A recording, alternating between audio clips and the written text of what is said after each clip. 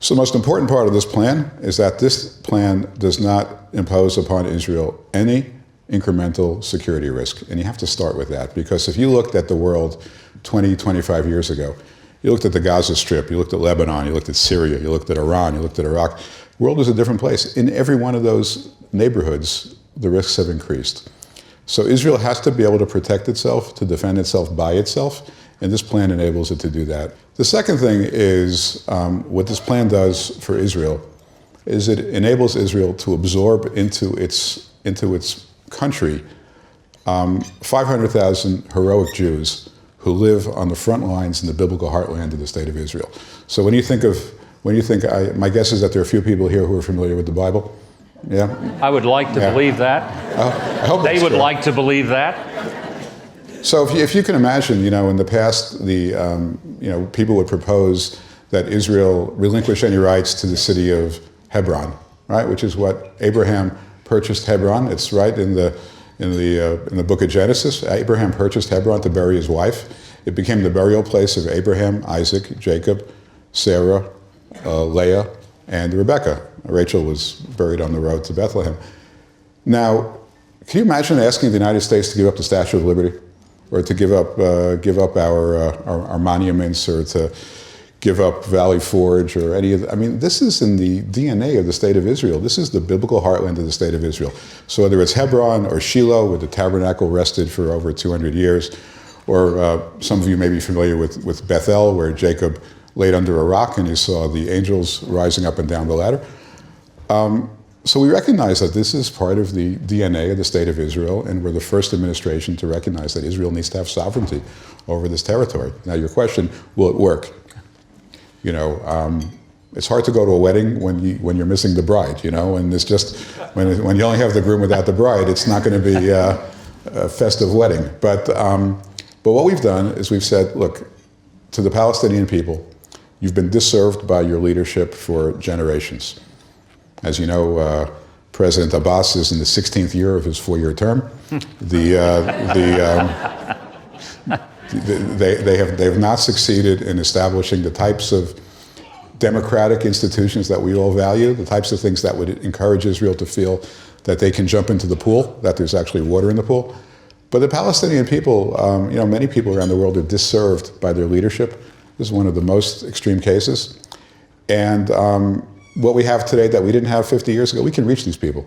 They're all sophisticated, they all have internet, they all have social media, and we're going to sell this because this is the best opportunity. I hope it's not the last opportunity, but it might be the last opportunity for peace between Israel and the Palestinians. It's a compassionate plan.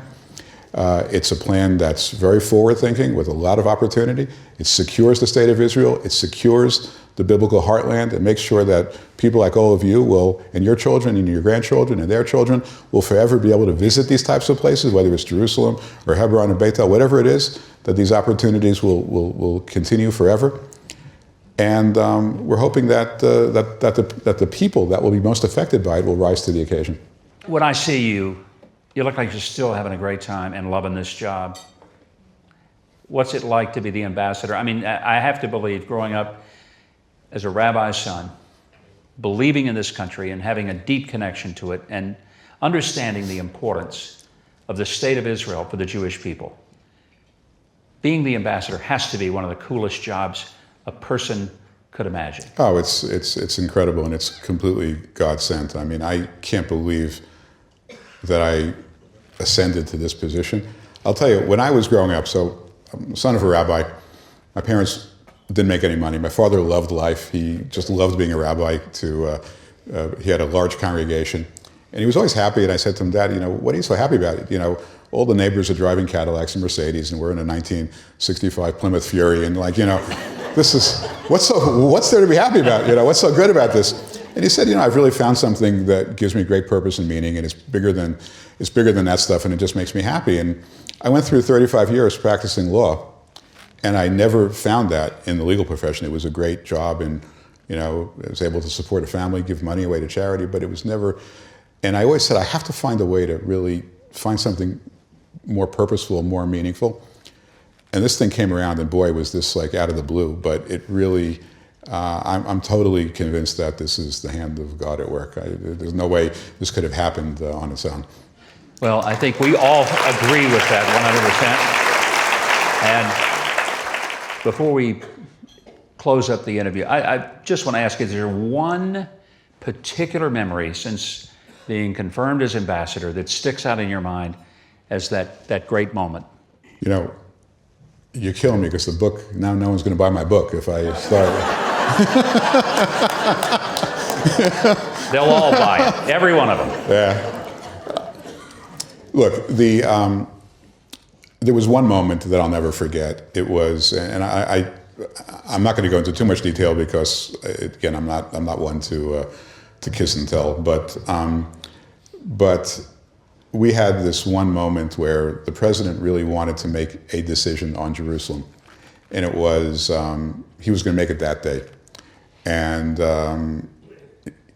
he invited to the Situation Room in Washington. It was only about 5 or 6 people. It was the Secretary of State at the time, it was Rex Tillerson. It was the Vice President, it was the Secretary of Defense, it was the head of the CIA. Nikki Haley was on a screen from New York. I think it might have been the head of the National Security Council at that time, General McMaster. And what the president said was, okay, Nikki and Mike, I know you guys are on board, but I want to hear all the people that are against the move of the embassy to Jerusalem. And, David, you've been my lawyer for a while, so I want you to handle all the arguments. I want them to talk, you respond. They talk, you respond. I want all the arguments, and I want you to respond to all of them. And so for about an hour, I'm sitting there, and now I have an advantage because this is the only thing I care about, right? I mean, the Secretary of State's got the world, the Secretary of Defense has to deal with the world. I only care about this one issue, so I'm obviously going to be preparing for it, more than anybody else. And I was a decent lawyer, in my time. So, but just that 1 hour where the fate of Jerusalem was in the balance, and it was my responsibility to advocate for the Jerusalem embassy and Jerusalem being recognized as the capital. And I didn't appreciate it at the time, but I walked out of the room and I just could not believe the seriousness of the moment that I had just gone through, and I'll never forget that.